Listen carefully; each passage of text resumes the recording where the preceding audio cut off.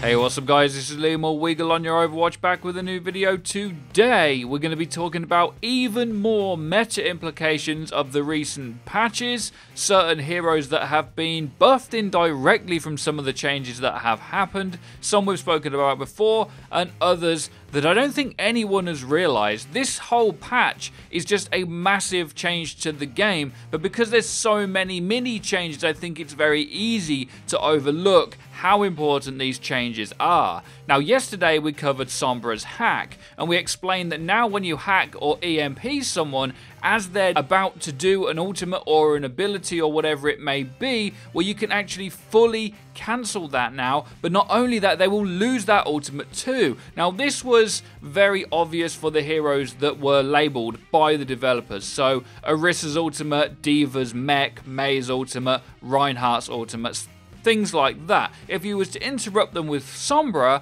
then they would entirely lose that ultimate as well. So this, of course, is a big Sombra buff, but also she just wrecks ultimates overall, so she's just buffed in general because of the ultimate change themselves. However, there's some heroes in the game, like Doomfist, McCree and Roadhog, whose entire kits really play around being able to stun heroes. So what we did today was we went into a private match to test a load of these changes, and they are exactly the same as the Sombra changes. So if you stun someone, this whole ultimate thing now, if you use it in any way, shape or form, you're going to lose it. Once you use an ult, you lose it. And although we knew that, a lot of people haven't realized that stuns also have that same effect. So I tested this with McCree first, and we managed to stun everyone out of their ultimates. We also tested this with Roadhog, and it was the same effect. Doomfist was a little bit different and more difficult to replicate.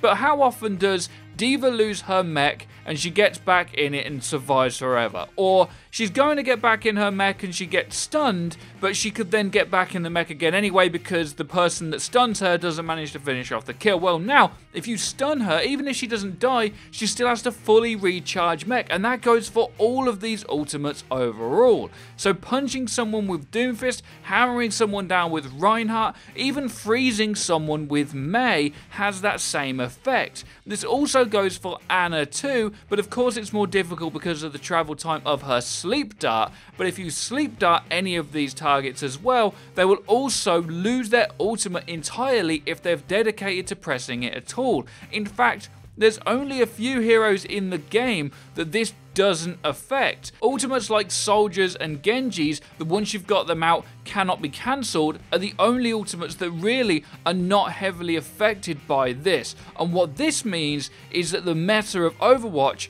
is just very much more refined. Taking team fights, making plays, initiating, making sure you get value out of your ultimates has just become much more difficult than it ever was. And if you're someone that plays heroes that have a lot of stuns, them heroes are just inherently buffed with the changes that have gone through to the ultimates themselves. Just as an example, think about Lucio stuck in a graviton with a Riptire coming his way. He has pretty much a no-win situation here, because if he pops the ult off, then maybe they'll survive if he gets it perfect, but the chances of that doing are a very low percentage chance. But if he also then tries to pop it and go for that play and dies, he entirely loses that ult, even if the ult doesn't land. If you think about how D.Va kind of dominated the game because she could deny ultimates with the use of her defense matrix, this is kind of the next best thing to that, really. It may not be quite as easy to pull off as defense matrix was,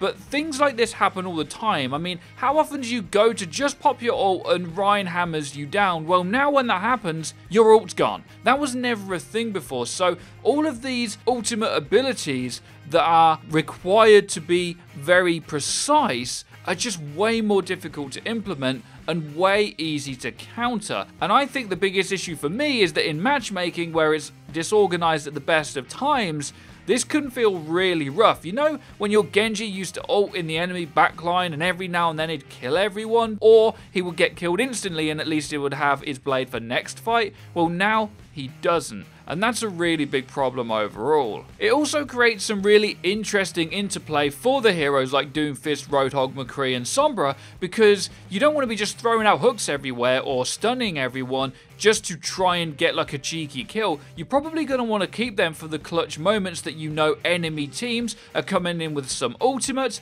or you know that the D.Va's out of mech and she's about to get into another one. That's when you really want to be able to stun these heroes to completely deplete them of that value that they would have had for the next 5 or 10 seconds, and yet will now lose for the next minute because they have to fully recharge them once more. On top of this, this also actually nerfs a lot of stall. D.Va in particular, of course, but even heroes like Mei that can throw out their ult if she gets stunned, the ult doesn't go off. Things like that. D.Va coming out and getting in and out of her mech overall in stuns, again, is just a massive nerf to that as well. And I think the last thing to mention is, thank God Doomfist has something that's at least a little bit better for his kit. Now, we made a video recently talking about how Doomfist hitbox nerf made him just way more difficult to play, which is why we're not seeing him as much at the minute.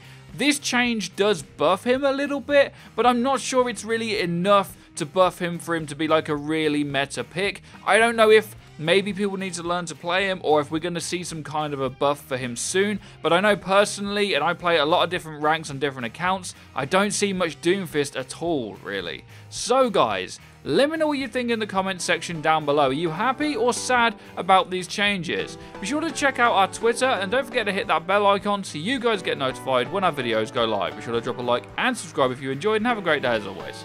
Take care and peace, people.